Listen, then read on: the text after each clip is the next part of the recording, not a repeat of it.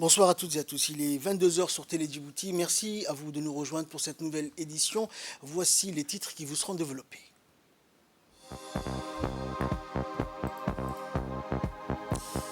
L'université a organisé une cérémonie de signature de convention avec les 16 porteurs de projets sélectionnés.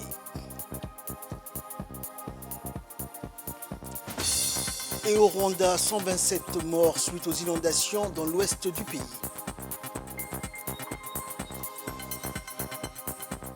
Bonsoir à tous. Conformément aux articles 12 et 21 du règlement intérieur de l'Assemblée nationale, la conférence des présidents s'est tenue ce jeudi sous la conduite du président de l'Assemblée nationale de l'État Mohamed Deleta, en présence du Premier ministre Abdelkader Kamil, du ministre de la Défense chargé des relations avec le Parlement Hassan Omar Mohamed Burhan. L'auditoire, composé aussi de 2 vice-présidents, des présidents et présidentes de groupes politiques, de commissions permanentes et du rapporteur général du budget, s'est penché sur les modalités d'organisation de la séance de débat prévue pour le 7 mai prochain. Enfin, la conférence des présidents a délibéré en dernier lieu sur la transmission de 2 projets de texte de loi en instance aux commissions permanentes compétentes. Le secrétaire général du ministère de l'Éducation nationale et de la formation professionnelle, Mohamed Abdallah Mahyoub, et son homologue du ministère du Travail, chargé de la formalisation et de la protection sociale, Abdallah Mohamed, ont présidé ce matin une réunion de travail et d'échange sur les opportunités de formation et de coopération entre la délégation marocaine de l'Agence marocaine de la coopération internationale et de l'Office de la formation professionnelle et de la promotion du travail et les secteurs privés et les opérateurs du secteur public. Cette importante réunion de travail s'est déroulée au siège du MENFOP et a vu la participation de nombreux hauts cadres du ministère de l'Éducation nationale. À noter également que cette réunion s'inscrit dans le cadre de la redynamisation de l'Alliance africaine pour le développement de la formation professionnelle, dont la convention a été paraphée par plus de 53 pays, dont la République de Djibouti. Au cours de cette réunion de travail, les secteurs privés et les opérateurs du secteur public ont partagé les voies et moyens dans la mise en œuvre et perspective de l'enseignement technique et de la formation professionnelle. Le secrétaire général du MENFOP a exprimé ses vifs remerciements aux participants et n'a pas manqué de rappeler les objectifs de cette rencontre, notamment l'identification des besoins du pays en matière d'infrastructures de formation et d'accompagnement en ingénierie pédagogique et la préparation des requêtes de financement pour la construction de 3 centres de formation ultramontanes. Enfin, les responsables du secteur privé et public ont tour à tour réagi et ont assuré donc le MENFOP de leur entière collaboration pour accompagner les jeunes de l'enseignement technique et de la formation professionnelle. Le centre sectoriel des formations professionnelles au métier du transport et de la logistique de Balbala a eu le privilège de recevoir une délégation marocaine de l'Agence marocaine de la coopération internationale et de l'Office de la formation professionnelle et de la promotion du travail. Cette rencontre s'inscrit dans le cadre d'un projet du partenariat entre le MENFOP et le Maroc visant à renforcer le domaine de l'enseignement technique et la formation professionnelle. Accueilli par le directeur du centre, ce dernier, Mohamed Addosh Kherdon, a fait une présentation portant sur les activités et le plan d'action.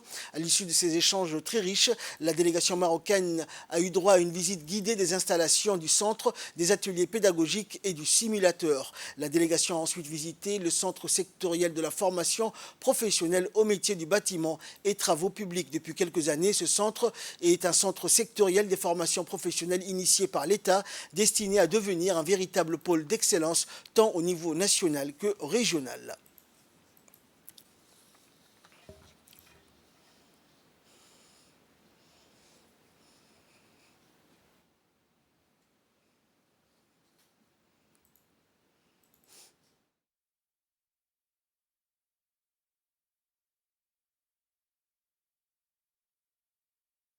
Et ce communiqué qui nous est parvenu du ministère des Affaires musulmanes et des biens WARF qui informe, je cite, du lancement des enregistrements au Hajj 2023 qui auront lieu à partir du lundi 8 au jeudi 18 mai prochain à la direction des Affaires musulmanes au service du Hajj dans le bâtiment adjacent à l'immeuble des Affaires étrangères. Les inscriptions sont ouvertes quotidiennement sauf les vendredis jusqu'au 18 mai 2023. Fin de citation. Dans l'actualité également, l'Université de Djibouti a accueilli ce jeudi la cérémonie de signature de convention avec les 16 porteurs de projets retenus lors du second appel à projets de recherche de 2022 à travers le Centre d'excellence africain en logistique et transport et ses centres de recherche. Et l'objectif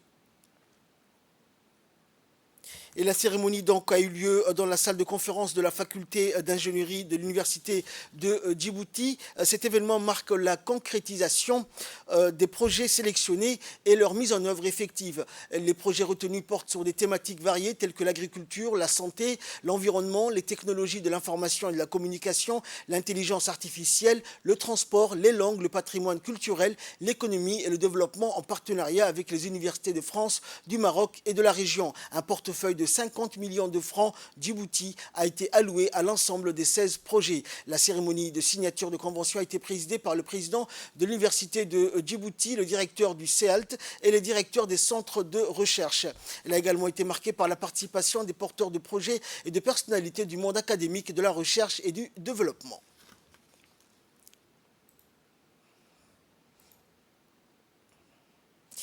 Écoutons pour plus de précisions concernant cet événement l'intervention du président de l'université de Djibouti, Dr Jama' Mohamed Hassan. En jeu aujourd'hui sont des fonds très importants. Plus de, je pense, environ 50 millions de nos francs Djibouti qui sont investis dans ce projet. Et c'est très important. C'est aussi, je pense, la deuxième. L'année dernière, la participation était très timide et je comprends que certains étaient même voire sceptiques, c'est normal. Mais je pense que ceux qui se sont lancés l'année dernière ont ouvert la voie et ont montré qu'il y a une vraie volonté qui était là, mais aussi un financement qui était sur la table. Ce qu'il faut dire aussi, c'est que c'est à nous aussi de développer nos capacités d'aller chercher des financements et des projets. C'est pour ça qu'a été créée une cellule d'appui pour aider les chercheurs à répondre à des appels d'offres internationaux et ne pas que compter sur le financement propre de l'université. Il est ce qu'il est, ce financement, mais c'est important, comme l'a démontré aujourd'hui le projet CELT, de développer cette capacité d'aller chercher des financements internationaux. Et vraiment, je souhaite remercier les partenaires de la Banque mondiale qui est là, qui nous appuie pour ce projet de recherche et de développement de plus de 15 millions de dollars. Toute une équipe travaille jour et nuit pour faire en sorte, c'est un projet très complexe, c'est le seul projet basé sur des indicateurs de performance à Djibouti. Et il est différent des autres projets de développement où c'est plutôt sur des dépenses annuelles. Ici, c'est nous qui allons par nos actions aller chercher. Écoutons également les impressions des autres participants à cette journée. Aujourd'hui, pour une cérémonie de signature de convention entre les porteurs de projets, qui sont au nombre de 16, qui ont été retenus lors de la deuxième édition d'un appel à projet de recherche que l'Université de Djibouti a lancé cette année pour la deuxième fois. Donc au total, on a reçu 43 dossiers de candidature, 43 projets, et sur les 43 projets, 16 vont être financés à hauteur de 50 millions de nos francs. D'accord ? Donc ces financements, en fait, ces 50 millions de nos francs proviennent de 3 sources, principalement l'Université de Djibouti, le projet CELT, qui est un projet de la Banque mondiale, un projet quinquennal financé par la Banque mondiale, et le projet PNE, qui est un projet financé par l'AFD. Donc voilà, aujourd'hui, c'était la cérémonie de signature pour les 16 lauréats qui ont été retenus à l'occasion de cet second appel à projet de recherche de l'Université de Djibouti. Donc le premier appel avait eu lieu l'année dernière. On avait reçu 14 projets et 7 ont été déjà financés à hauteur de 150 000 $ déjà. Et ils sont en cours, ils ne sont pas finis.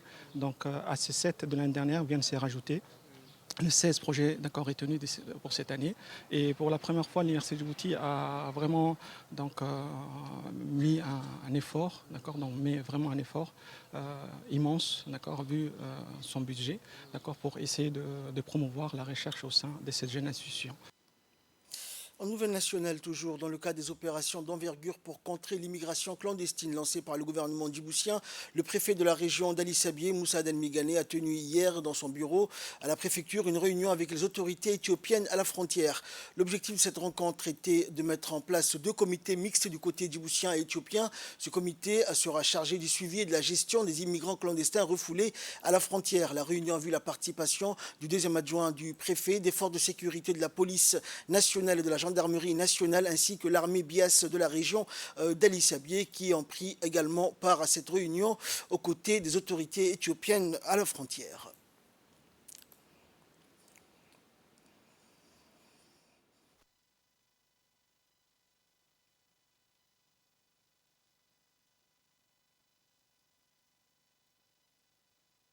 Aujourd'hui, nous avons tenu une réunion avec les autorités éthiopiennes à la frontière pour pouvoir mettre en place tout d'abord un comité. Ce comité qui est constitué d'une équipe éthiopienne et d'une équipe du côté djiboutien. Ce comité est chargé d'étudier les difficultés qui sont relatives à cette arrivée massive des clandestins qui ont été ramenés de Djibouti. De notre côté, nous avons pris la résolution de les aider, même si ces clandestins ont été remis aux Éthiopiens. Pourtant, il y a le côté humanitaire. Du côté de l'eau, nous sommes chargés de les ravitailler en eau, en nourriture. Et de leur côté, ils sont chargés d'assurer le transport de ces migrants vers l'intérieur de l'Éthiopie jusqu'à Derdawa. La salle de réunion du secrétariat d'État au sport a abrité ce matin une réunion de concertation et de préparation entre les responsables du secrétariat d'État dans le cadre de l'organisation de la 2e édition des Jeux d'été. Les Jeux d'été démarrent chaque année en juillet, après celui du 27 juin. Fort du succès de la dernière édition qui a drainé plusieurs centaines de jeunes environ, les membres de la commission du tournoi se félicitent de renouveler l'expérience avec une énergie redoublée. Président de la réunion, le conseiller technique Wahib Hamadou a souligné qu'il s'agissait d'une manifestation de grande importance et que les associations organisatrices pouvaient compter sur son département pour mettre à leur disposition les moyens nécessaires pour le bon déroulement de cet important rassemblement de sportifs de haut niveau. Plusieurs disciplines seront pratiquées, en l'occurrence le football, le volleyball, le basketball, les jeux traditionnels, les sports de plage et autres.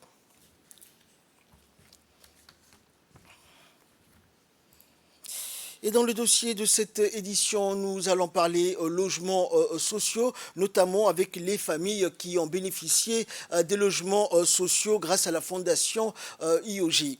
Et regardez, c'est un document de la rédaction.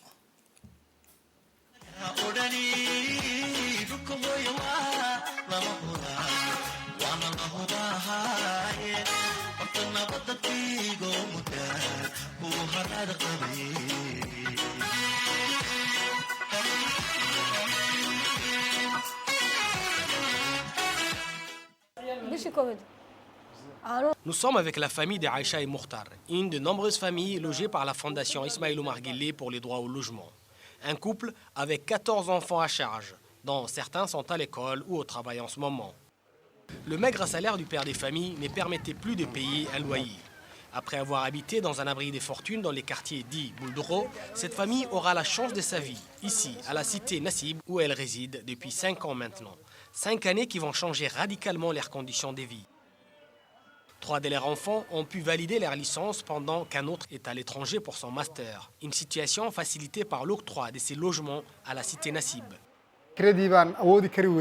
ciyaalkuna way badan yihiin markaa baan u wareegay buldhaqo dekaasmaanka markuu yimid kadibna dawladdii waxayna siisay aqalkan bay noogu ayayna siisay alhamdulillah gabigeennaba meel quraataan isku nimid. Aïcha et Mokhtar sont restés courageux dans l'adversité et entreprennent tous ensemble pour aller de l'avant.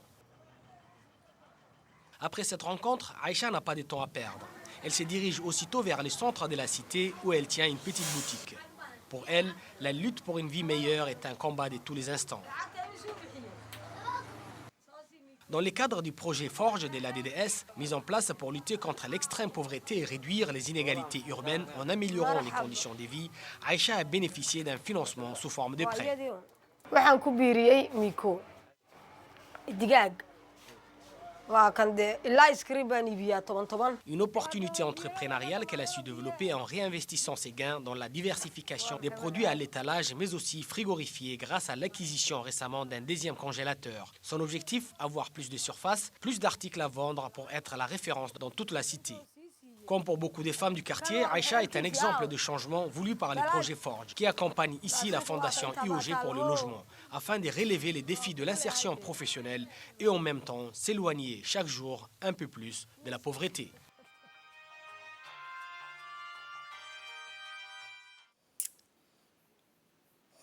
Et nous restons dans le domaine du logement et nous allons nous rendre tout de suite vers Mouloud. Regardez, c'est un document également de la rédaction.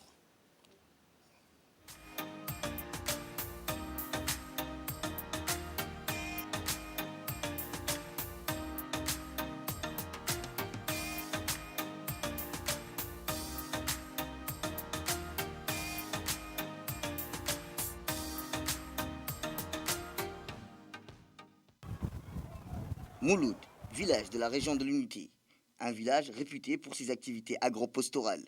En février 2019, à l'occasion du 40e anniversaire de la création du village, le président de la République, son Excellence Ismaël Marguilé, annonçait sur place la construction des logements par sa fondation, la fondation IOG pour les logements. Une trentaine de logements ont été depuis achevés et les plus nécessiteux sont aujourd'hui logés parmi la trentaine de maisons situées au cœur du village de Mouloud. Abdallah Hassan habite cette maison depuis presque une année avec sa femme. Une maison constituée d'une chambre, toilette et cuisine. Acquérir cette maison a été une bénédiction pour la famille. Sa femme en est consciente et remercie le Seigneur et les initiateurs pour cette occasion et les choix qui a été portés sur sa famille. Abdallah est travailleur journalier dans la construction. Quand il n'a pas de travail, il consacre son temps au jardin familial.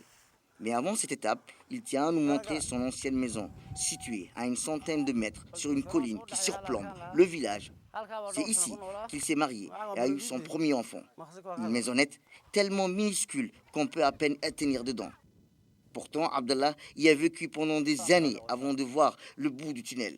La comparaison est bouleversante entre son passé et son présent. Pour Abdallah, cette vie est aujourd'hui derrière lui.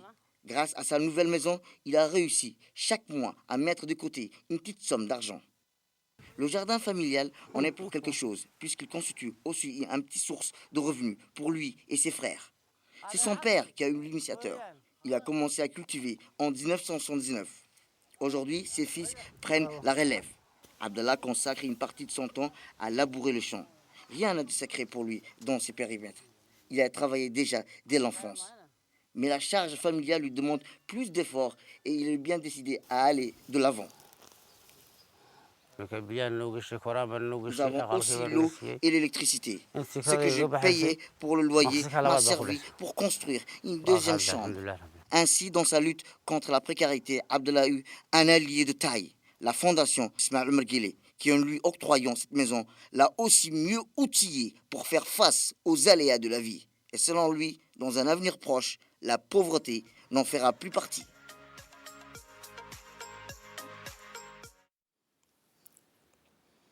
Actualité régionale à présent au Soudan, les combats se poursuivent malgré l'annonce d'un accord de principe pour une prolongation d'une trêve jusqu'au 11 mai. Une trêve jamais respectée jusqu'à présent. Depuis le 15 avril, l'armée du général Abdel Fattah al-Burhan et les paramilitaires des forces de soutien rapide du général Mohamed Hamdan Daglo s'affrontent sans répit. Le conflit a déjà fait au moins 550 morts et 5000 blessés. Les habitants de la capitale Khartoum tentent, eux, de survivre au milieu des combats sans eau ni électricité, à court de nourriture et sous une chaleur écrasante. Les Nations Unies demandent aux deux généraux rivaux des garanties pour acheminer de l'aide humanitaire au milieu des combats.